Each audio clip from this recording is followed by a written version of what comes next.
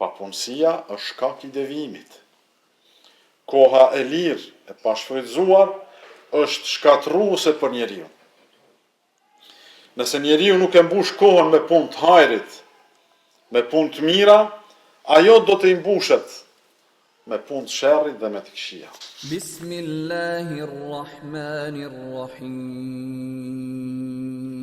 Të nderuar xhamatli.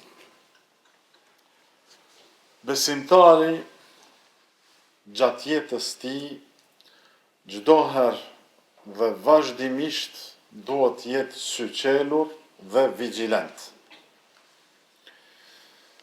E themi këtë sepse mashtrimet dhe shkaqet e devijimit janë të shumta.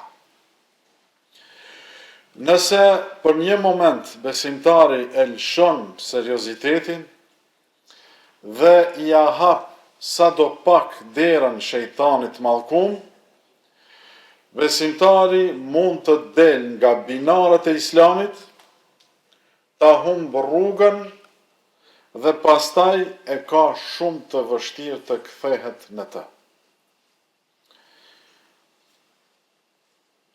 Njeriu nuk devijon për një herë. Devijimi fillon me hapa të vegjël. Fillon me shoqërimin e njerëzve jo të devotshëm dhe jo të mirë. Fillon me mëkate që njeriu nuk i jep rëndësi. Me largimin nga libri i Allahut, Kurani famlart. Fillon me neglizhencë ndaj namazit, vonimi i namazit. Dhe ngadal do psohet lidhja me Allahun xhalla xhelalu. Shejtani nuk e çon robin me një herë në humbje. E tërheq atë gradualisht derisa zemra të errësohet dhe të ngurtësohet. Dhe pastaj nuk mund ta dalloj të mirën nga e keqja. I duket njëjtë. Sa njerëz dikur kanë qenë të lidhur me xhami, të lidhur me Kur'an, me adhurime ndaj Allahut, po pastaj u mashtruan nga dynjaja, nga epshet, nga shoqëria e keqe, derisa u larguan nga rruga e Allahut. Prandaj duhet flasim dhe të përsërisim shkaqet e devijimit, sepse kush i njeh shkaqet e sëmundjes, mund të ruhet prej saj. Kush e kupton rrugën që e çon humbje, mundohet të ruhet dhe të kapet pas mësimeve të Allahut dhe të dërguarit të tij Muhammedit sallallahu alaihi wasallam. Ndër shkaqet më të mëdha dhe më të rrezikshme të devijimit dhe largimit nga Allahu i madhëruar, do t'i përmendim 5 gjëra. E para është epshi dhe dëshirat e pakontrolluara. Njeriu kur nuk mund ta kontrolloj epshin dhe dëshirat e tij, të kajtmet e tij. Allah i lartësuar në surën Ash-Shams i ka bërë 11 betime njëra pas tjetrës. Është betu Allahu Azza wa Jall për të treguar se shpëtimi dhe suksesi i takojnë atij që e edukon epshin, i edukon dëshirat e tij, e edukon shpirtin e tij. Ndërsa humbja është për atë që e le pas dore dhe shkon pas epsheve. Allahu thot: "Wash-shamsi wa-duhaha wal-qamari idha talaha", 11 herë Allahu betohet, pasha diellin dhe dritën e saj, pasha hënën kur e ndjek atë, derisa thot: "Ka shpëtuar, qad aflaha man zakkaha", ka shpëtuar ai që e pastron atë, dhe ka dështuar ai që e ka mbuluar atë me gjunahe. Ndjekja e epsheve e kajtmes është prej shkaqeve më të mëdha të devijimit. Epshi dhe dëshirat e pakontrolluara e largojnë njeriu nga udhëzimi, e çojnë atë drejt vendeve të gjunaheve dhe e largojnë nga vlerat e vërteta. Disa njerëz aq shumë i nënshtrohen epshit, e ndjekin epshin e tyne, derisa bëhet rob i epsheve të tij. Njeriu bëhet rob i dëshirave të tij. Nuk mundet me aprish vetes. Allahu thot në Kur'an, Allahu na tregon qartë këtë në Kur'an, e fara'ajta men ittakhadha ilahahu hawahu. A e ke pa atë që e ka bërë epshin e tij Zot. Epshin, dëshirën e tij njeriu e merr për Zot. Nuk mundet me aprish epshit. Ai është rob i epshit vet, çfarë do që i pëlqen atë duhet ta ndjek, çfarë do i dëshiron nefsi, mundohet të arrijë, dhe edhe nëse në të gjendet turpi dhe shkatrimi i tij. Shkaku i dytë është shpresa e gjatë dhe harresa e vdekjes. Shumë njerëz mendojnë apo e kanë harruar, e harrojnë vdekjen. Nuk mendojnë një ditë se do të vdesin. Ata mendojnë se vdekja është larg këtyne. Dhe vdekja ndodh tek të tjerët, jo tek unë. Harrojnë se vdekja vjen papritur dhe nuk pyet njeri, nuk pyet çfarë moshe, nuk pyet çfarë pozite ka, apo çfarë shëndeti ka. Allahu thot në Kur'an, فَإِذَا جَاءَ أَجَلُهُمْ لَا يَسْتَأْخِرُونَ سَاعَةً وَلَا يَسْتَقْدِمُونَ. Kur t'u vija fati i tyre, ata nuk mund ta shtyjen as për një moment dhe as ta afrojnë ata.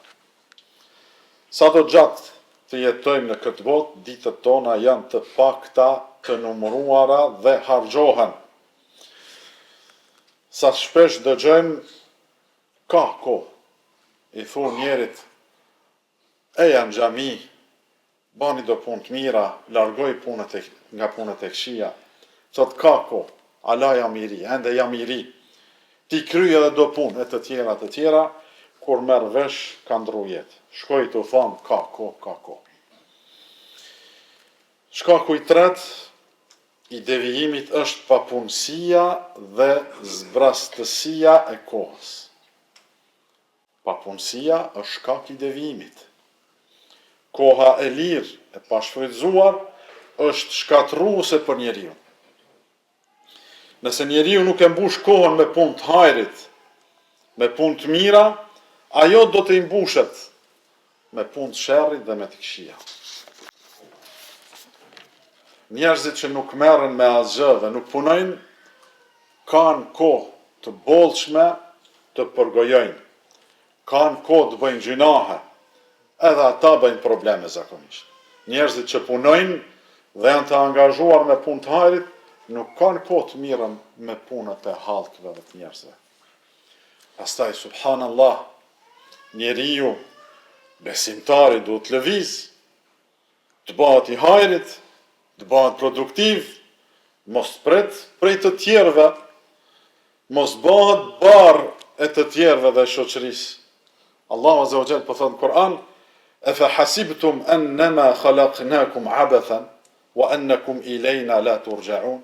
A mendoni se ne ju krijuam kot, ta kaloni kohën kot, pa bërë asgjë, dhe mendoni se nuk do të ktheheni tek ne për të dhënë llogari? Pejgamberi alayhis salatu wassalam ka thënë, këmbët e robit nuk do të lëvizin ditën e kiametit derisa të pyetet për jetën se si e ka kalu. A ka qenë i hajrit? A ka qit naj dritë? A ka ndez naj dritë? A ka bo naj send që ka qit në dritë? Shembulli apo shkaku i radhës është shoqëria e keqe. Allahu e ka ndaluar shoqërimin me njerëz të këqij.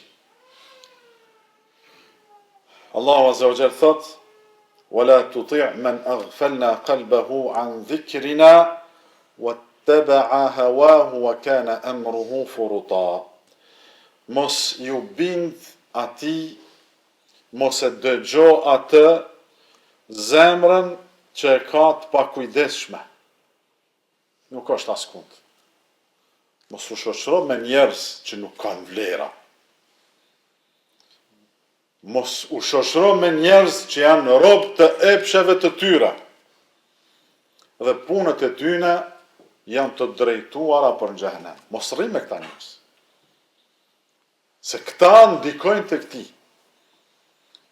Nëse nuk të marrin me vete në xhehenem, kanë me dëvonua për me shku në xhenem. Këtë po e thot Allahu Azza wa Jall.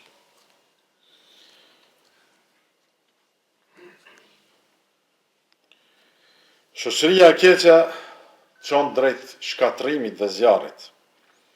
Pejgamberi sallallahu alaihi wasallam na ka porosit që të shoqërohemi vetëm me njerëz të mirë. Ai ka thënë: "Wala tusahib illa mu'minan, wala ya'kul ta'amaka illa taqi."